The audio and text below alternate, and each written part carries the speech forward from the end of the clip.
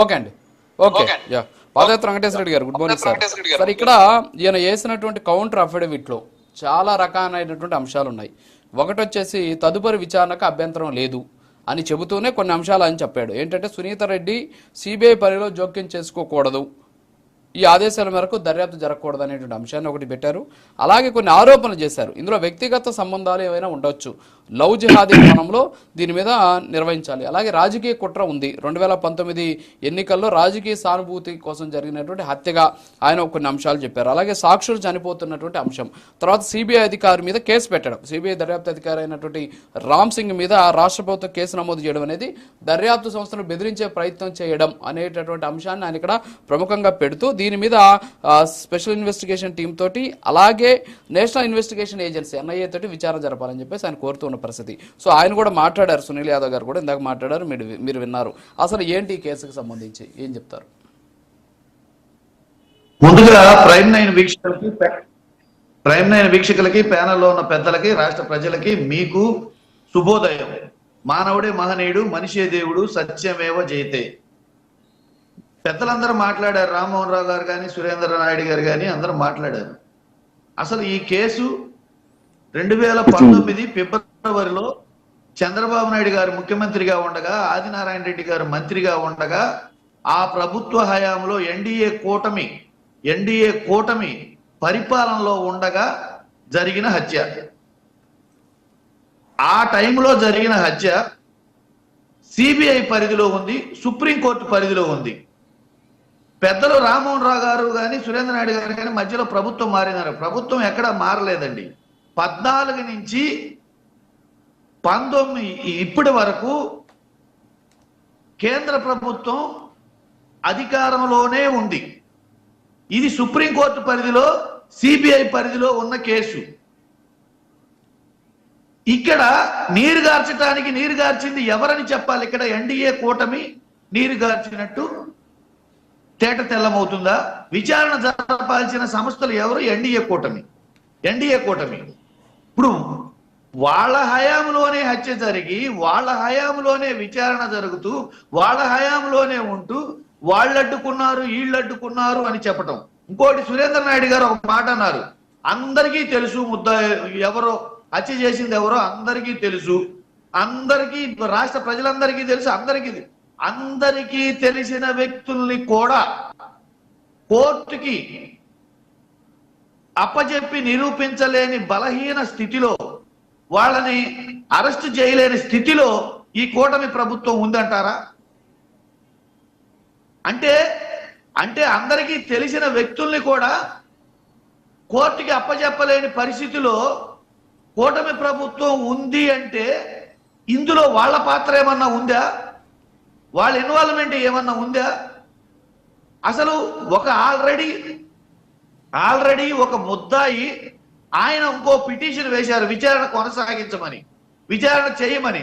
అంటే కోర్టులో మళ్ళీ విచారణ కొనసాగించి మళ్ళీ విచారణ పెంచి దీన్ని ఎక్స్టెండ్ చేయడానికి, అతను తప్పించుకోవడానికి ఏమన్నా ఆలోచిస్తున్నాడా? ఇన్ని రకాల కోణాలు ఇందులో ఉన్నప్పుడు కూటమి ప్రభుత్వము తక్షణమే దీన్ని విచారించి ముద్దాయిలు ఎవరైనా సరే, వివేకానంద రెడ్డి గారిని హత్య చేసిన ముద్దాయిలు ఎవరైనా సరే శిక్షించాల్సిన బాధ్యత కూటమి ప్రభుత్వానికి కదా. దొంగ అని ఒకసారికి ఎక్కినట్టుగా వాళ్ళ హయాంలో హత్య జరిగి వాళ్ళు విచారణ జరిపించాల్సిన పరిస్థితిలో ఉండి, వాళ్లే అధికారంలో ఉండి మళ్ళీ ఏమి చేయలేకపోతున్నారని మాట్లాడుతున్నారంటే దీన్ని ఏమనుకోవాలి మనం? అసలు ఎవరొద్దన్నారు? విచారణ చేసి దోషుల్ని శిక్షిస్తే ఎవరొద్దన్నారు? ఎందుకు శిక్షించలేకపోతున్నారు? అందరికీ తెలిసిన వ్యక్తుల్ని కూడా మేము కోర్టుకి ప్రజెక్ట్ చేయలేకపోతున్నాం, అందరికీ తెలిసిన వ్యక్తులను కూడా మేము శిక్షించలేకపోతున్నాం అంటే ఈ బలహీనత ఎవరిది? లేదు, కూటమి ప్రభుత్వ పెద్దలు కూడా ఇందులో పాత్రదారులు ఉన్నారా? లేదు, ఈ అప్లికేషన్ మళ్ళీ ఇప్పుడు పిటిషన్ వేసిన వ్యక్తే దీన్ని కొనసాగించి ల్యాగ్ చేయాలని అనుకుంటున్నారా? ఆలోచించాలి కదా. తక్షణమే ఈ కాకమ్మ కబుర్లు కట్టుకథలు ఆపి ప్రతిసారి రాష్ట్రంలో ఏదన్నా విపత్తు జరిగినప్పుడు, ఎక్కడైనా ఏదైనా మనుషులు చనిపోయినప్పుడు, ఎక్కడైనా రాష్ట్రంలో ఏదైనా అరాచకం జరిగినప్పుడు సైమల్టేనియస్ గా ఈ కేసుని మళ్ళీ వెలుగులోకి తెచ్చి ఆ టాపిక్ డైవర్ట్ చేసే పద్ధతులు కాకుండా, కూటమి ప్రభుత్వానికి చిత్తశుద్ధి ఉంటే అందరికీ తెలిసిన వ్యక్తుల్ని ఎందుకు అరెస్ట్ చేయలేకపోతున్నారు, అందరికి తెలిసిన వ్యక్తుల్ని ఎందుకు కోర్టుకు ప్రొజెక్ట్ చేయలేకపోతున్నారు, అందరికీ తెలిసిన వ్యక్తుల్ని ఎందుకు శిక్షించలేకపోతున్నారు? అంత బలహీనంగా ఉందా? లేదు ఏమైనా ప్రలోభ పడుతుందా?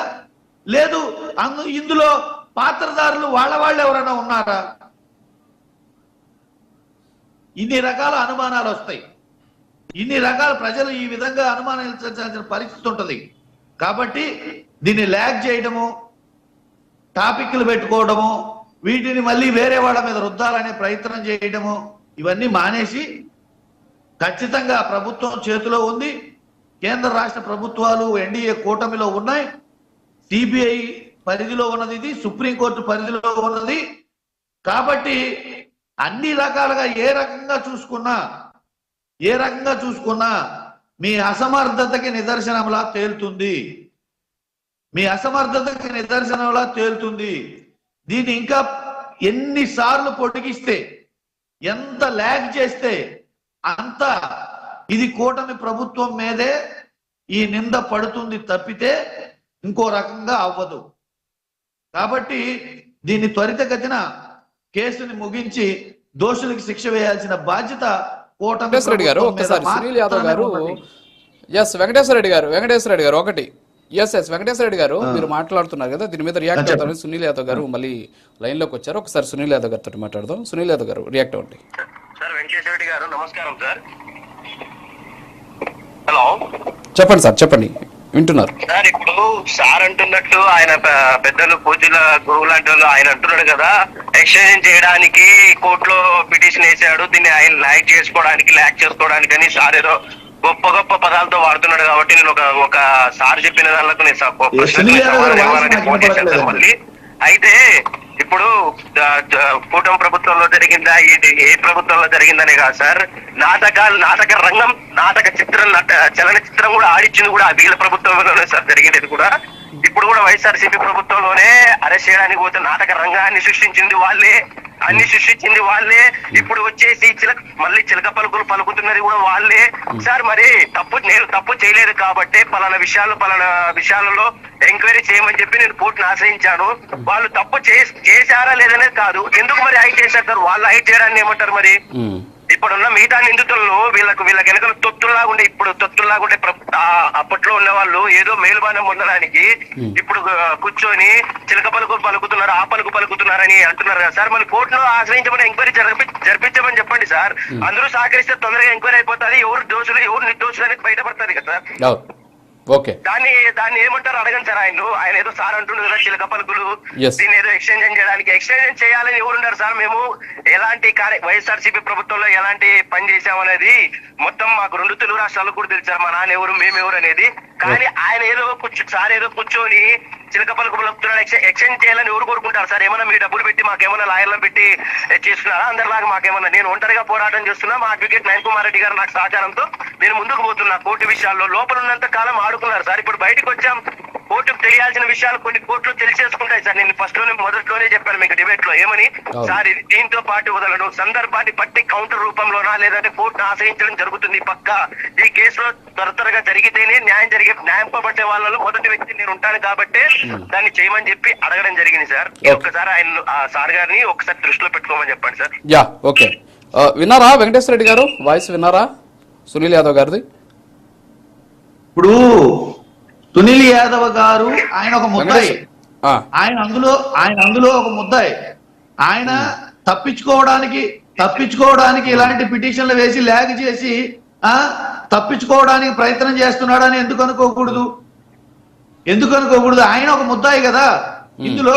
దానికి ఆయన చెప్తున్నారు, అదే దానికి అదే దానికి ఆయన ఏమంటున్నారు అంటే నేను తప్పు చేస్తుంటే వెళ్ళను కదా, అంటే ల్యాగ్ కావాలి అంటే మాకేమి డబ్బులు ఊరికినే రావు, ల్యాగ్ కావాలని మేము కోరుకోవట్లేదు, మిగతా నిందితులు ఎందుకు సహకరించట్లేదు, మాలాగే సహకరించవచ్చు కదా వాళ్ళు కూడా, ఎందుకు సహకరించట్లేదు, ల్యాగ్ చేయాలనే కోరిక మాకు ఎందుకు ఉంటది అనేటువంటి అంశాన్ని వారు లేవనెత్తుతున్నారు. వైఎస్ఆర్ కాంగ్రెస్ పార్టీలో మేమేం చేశామనేది కూడా అందరికీ తెలుసు అనేటటువంటి ఒక ఆవేదన ఆయన వెలగక్కుతున్న పరిస్థితి. ఎస్ మాట్లాడండి.